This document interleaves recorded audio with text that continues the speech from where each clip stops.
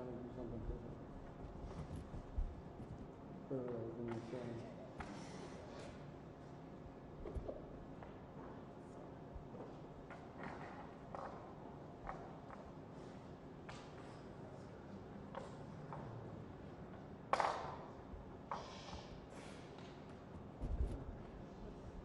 Seriously? Seriously? Some more tripod? Yeah. Yeah.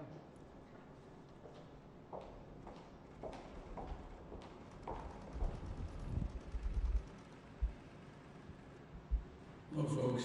Thanks for coming over.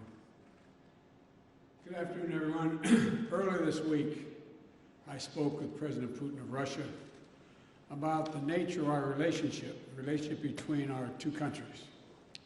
And I was candid, respectful. The conversation was candid and respectful. Two great powers with significant responsibility for global stability. And President Putin and I have had a significant responsibility to steward that relationship.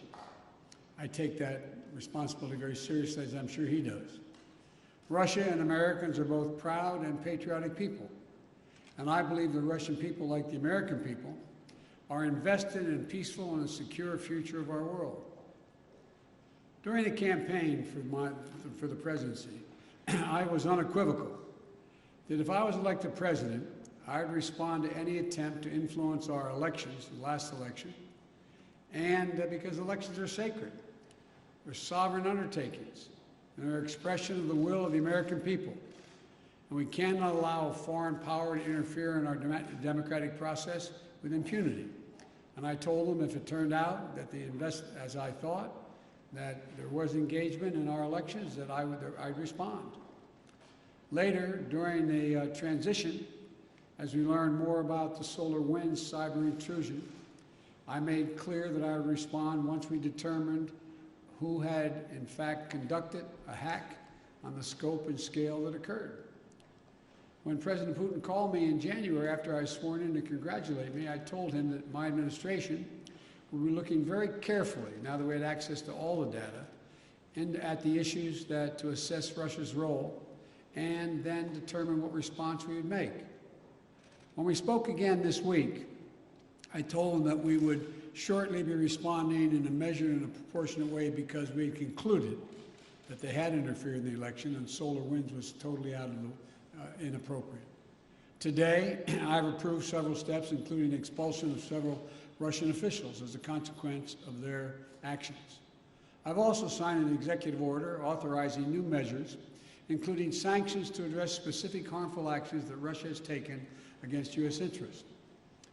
I was clear with President Putin that we could have gone further, but I chose not to do so. I chose to be proportionate.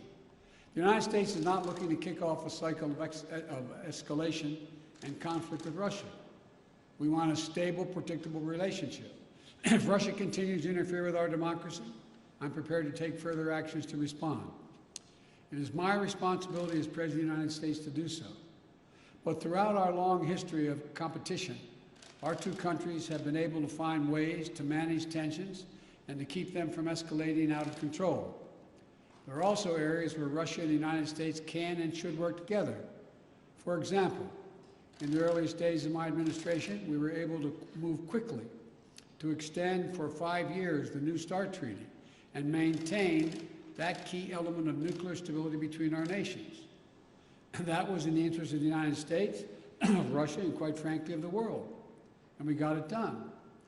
When I spoke to President Putin, I expressed my belief that communication between the two of us personally and directly was to be essential in moving forward to a more effective relationship, and he agreed on that point.